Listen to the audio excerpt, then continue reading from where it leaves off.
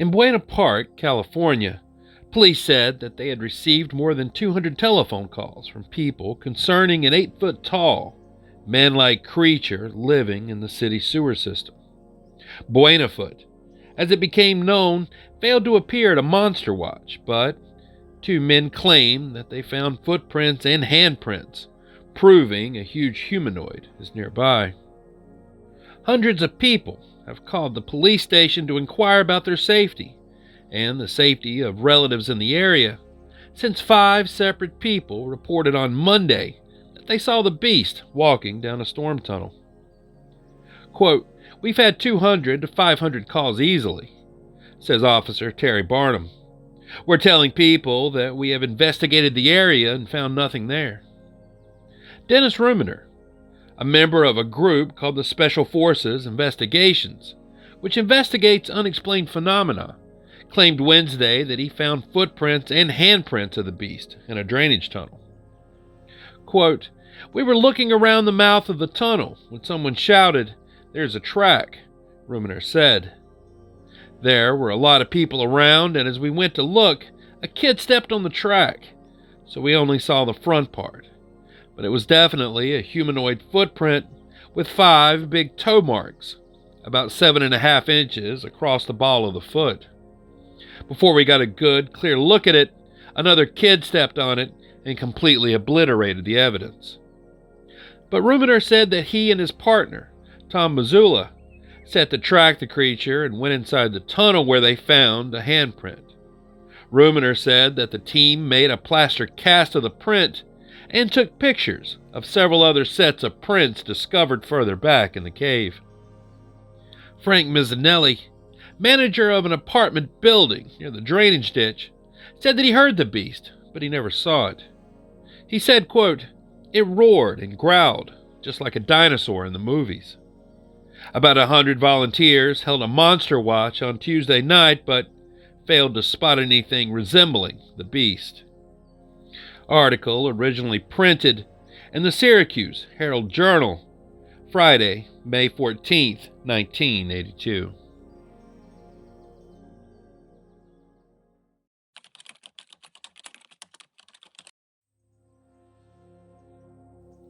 Hello, Biker Sir. My brother and his wife had a shocking event on May 5th, 2011, when they were driving home to Genoa, Arkansas, from a visit with his in-laws in Texarkana.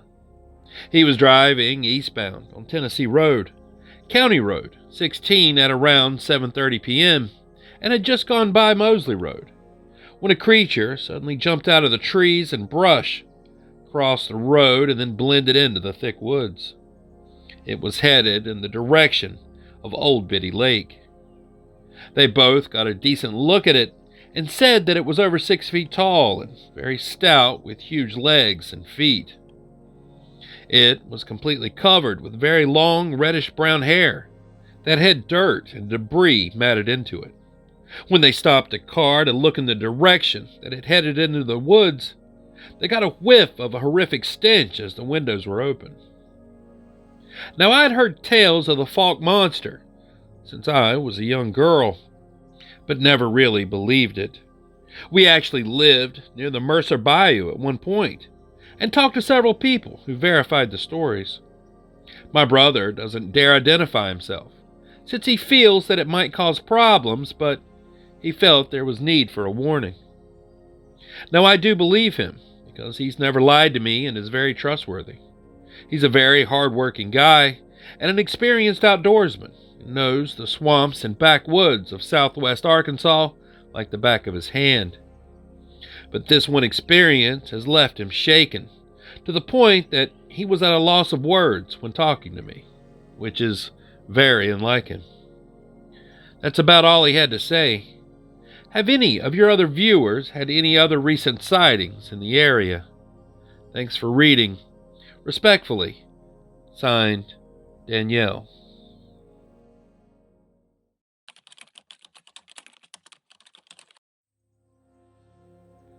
Dear Tattooed Biker, I've lived in Vermont since I was 17 years old.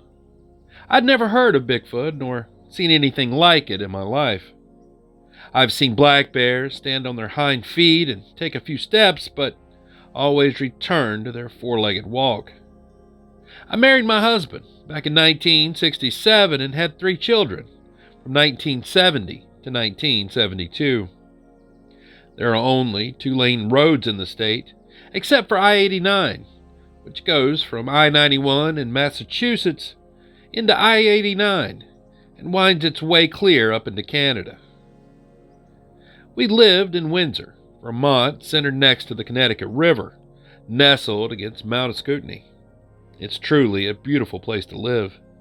The people here are friendly, even with their New England quirks, and it's a place where you'd bring your children, let them walk to and from school, and never have to lock your cars or houses, because everybody knew everybody for generations, but this one year changed my life forever. Now you see, my husband was a hunter, and we drove to Richmond, Vermont to his cousin's house, and he and his cousin would hunt buck or doe for the 2 weeks that we stayed there. He knew every track that an animal would leave and really enjoyed the sport. So on that fateful afternoon, coming back from Reading, Vermont, it was a typical day, maybe 70 degrees out with a nice breeze. We were just talking when I approached a long, swinging corner. I had slowed down a bit, but when I'd reached the straight, there was an animal standing there in the center of the road.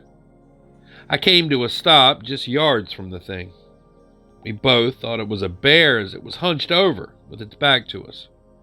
I honked the horn a few times, but to no avail. The creature just continued doing whatever it was doing, until it started standing up and even further up.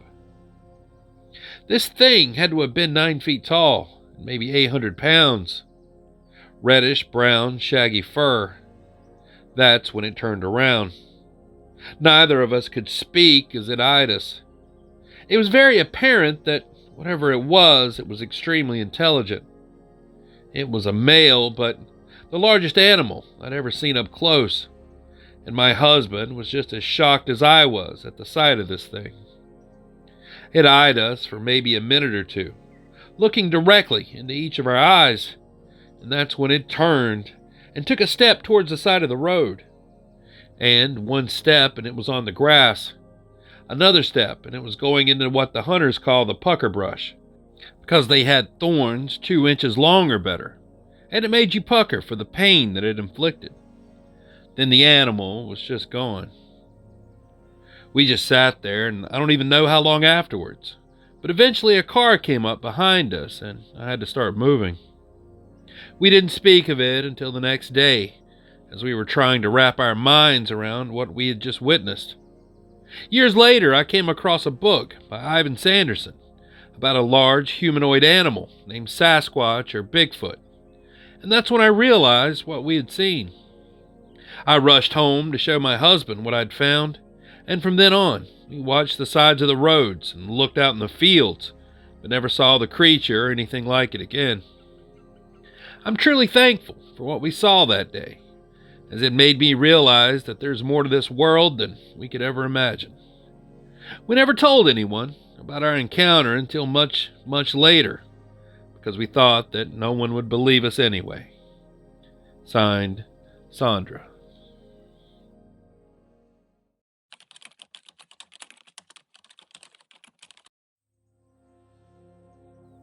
Dear TB, this happened over August 10th and 11th, 2020.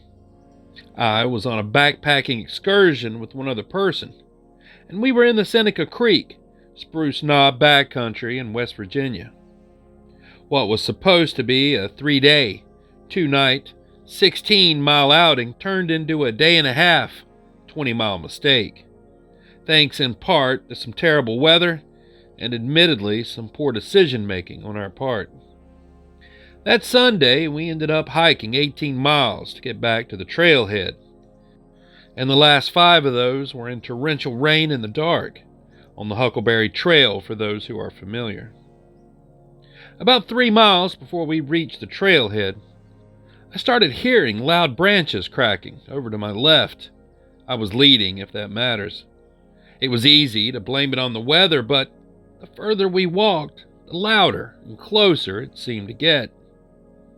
It was almost as though I could hear heavy footsteps, but again, the wind and rain were torrential, so who knows? I quickly kept turning towards the trees with my headlamp, lighting up the thick spruce trees, hoping to catch a glimpse of something, but I never caught sight of anything. About a half-mile from the trailhead, I suddenly realized that I no longer had the feeling of being watched, and the noises that I had been hearing had ceased. If anything, the weather had gotten worse, so at that point I was feeling even more like it wasn't weather-related. If I had to guess, the feeling of being followed went on for a little more than 2 miles. Now, for context, I'm an avid hiker in the Virginia, West Virginia, Maryland, and Pennsylvania area, and have been for years. 99.9% of the time I hike alone. And this was the first time in years of hiking that I ever felt like I was being watched or followed. The next day, after I got home and had time to process how terrible the whole trip had been, it hit me that I felt that we were being escorted out of those woods. Given the terrible weather, we hadn't passed anyone for miles. Not another soul seemed to be out there, and all the other campsites that we passed were vacant. I never felt like we were in danger per se, but my feeling was that something wanted to make sure that we left the backcountry. Again, to clarify, I never actually saw or smelled anything.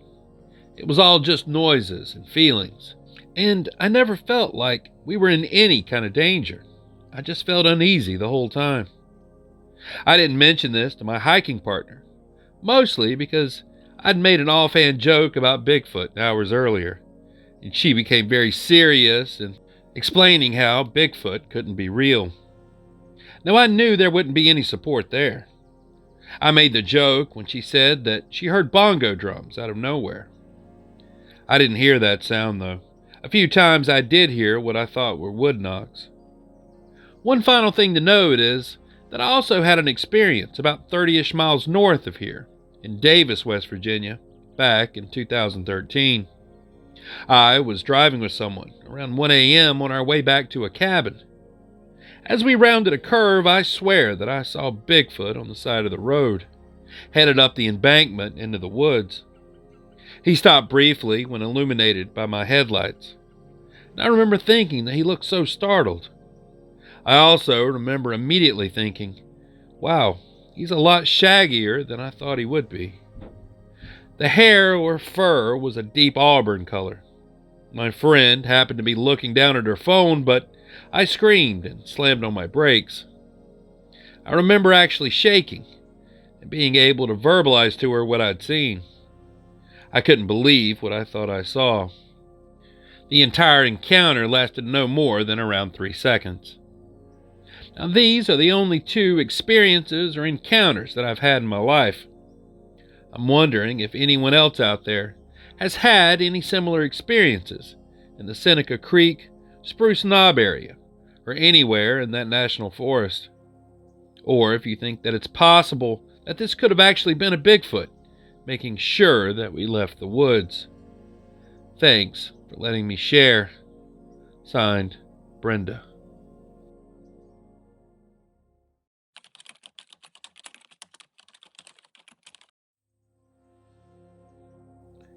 Dear Biker, former U.S. government employee here. For my own privacy, and I truly believe safety, I won't be naming any specifics regarding my role or branch that I worked in. I just thought that I'd share some insights into what I've seen and heard within the field about this topic over the years. Now, before you ask, no, I currently don't have access to any of the official documents or files associated with the topic. They keep a very close watch on those sorts of materials. Now, the public perception of Sasquatch or Bigfoot as a hoax is one of the longest running and most successful disinformation campaigns ever orchestrated by the U.S. government. This creature is very, very real, and the agencies involved have gone to extreme lengths to keep them hidden from the general public. These beings are not simply animals. They are something much more. They are intelligent, organized, and capable of communication in ways that we still don't fully understand. Their migratory patterns and social structures suggest a level of cognition that is far beyond what we see in other non-human primates. Some classified reports even suggest rudimentary tool use and a deep, almost supernatural understanding of their environment. For decades now, various agencies have been tasked with monitoring and containing them. National parks, federal lands, and remote wilderness areas have been used as control zones to decrease civilian encounters. Have you ever wondered why certain forested areas and areas of parks become restricted with no clear explanation? Or why some disappearances in the woods are classified as unexplained despite extensive searches? Now, the cover-up isn't just about public panic, it's about control. If these beings were widely acknowledged, it would raise too many questions. Evolutionary anomalies, intelligence comparisons, and even potential rights debates could arise. So instead, the government leans on a simple, effective strategy. Flood the media with hoaxes, exaggerate the false sightings, and allow the crazy conspiracy stereotype to persist. Now, I've personally seen documents dating back to the mid-20th century detailing government efforts to relocate or neutralize certain Sasquatch populations when they encroach too close to human civilization. Some reports suggest covert operations have been launched to track and sedate individuals, moving them deeper into federal land or, on rare occasions, eliminating them altogether if they're deemed a threat. The question you should be asking isn't, is Bigfoot real? Because let me tell you, they are, and there are hundreds, maybe thousands of them. The question you should be asking is, why are they keeping it from us? Signed, Anonymous. And there it is. All the true reports of strange encounters and sightings that I have for you tonight. So what'd you think about these? As always, I'm anxious to read your thoughts and theories down in the comments below, but please, keep it respectful to the witnesses. And if you have an unexplained encounter that you'd like to share, just send it to the email address in the description and, well, your story may just wind up in a future video. Anyways, thanks so much for taking this weird ride with me tonight. I really appreciate you. And until next time, stay curious, stay vigilant, stay safe, and well, I'll be seeing you on down the road a ways. Biker out.